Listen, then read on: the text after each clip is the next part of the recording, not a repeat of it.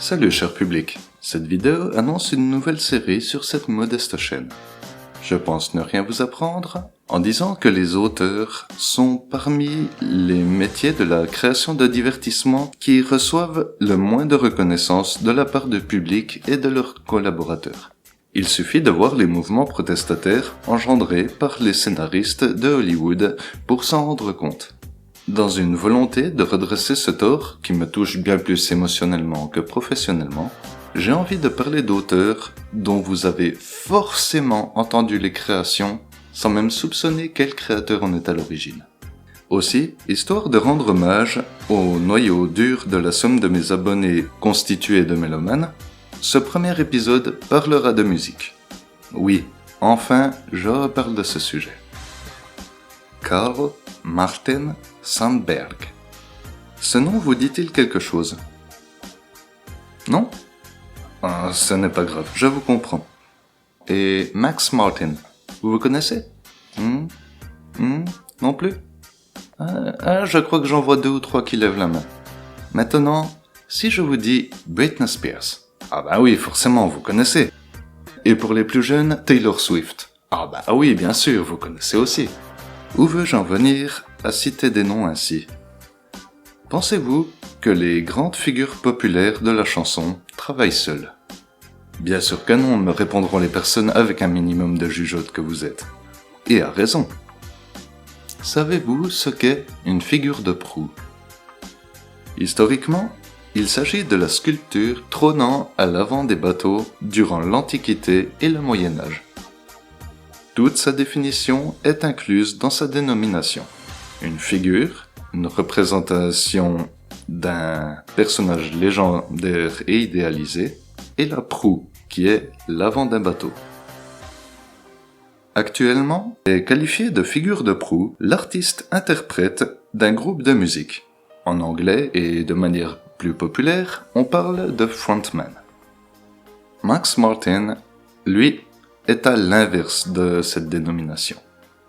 Un homme de l'ombre sachant rester discret tout en étant indispensable, tel des techniciens du son ou de la scène. Auteur, compositeur, qui est devenu par la suite producteur, il est de ces gens n'étant pas eux-mêmes présents physiquement et interprètes, mais jouissant tout de même de la même importance qu'une équipe technique. Ses textes ont énormément d'impact, sont métaphoriques et très justes. Très inspiré, entre autres, par la transition compliquée à l'âge adulte que représente l'adolescence, Max a marqué son époque au même niveau qu'un World Wide Web balbutiant. Voici un exemple que je vais vous traduire de manière intelligible sans pour autant être littéral, en évitant de se faire une réclamation pour droit d'auteur. La solitude me crève d'ennui. Je dois me confier, j'y crois encore. Oui, encore.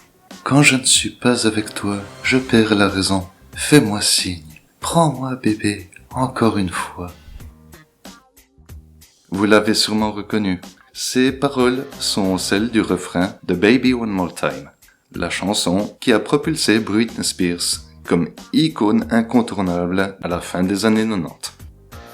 L'histoire et le ressentiment d'une jeune dame bien trop belle et populaire pour son âme d'enfant, enchaînant les conquêtes à un rythme alarmant, voulant désespérément trouver l'amour de la pire des manières.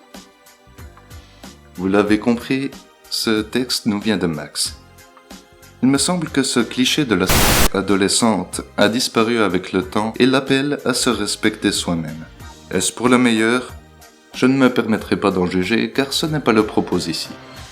Max Martin, malgré sa contribution à d'immenses succès interplanétaires portés par sa plume et sa maîtrise de la composition et de la production de musique, est toujours resté en retrait, sans trop faire parler de lui ou alimenter les tabloïds basés sur du drama.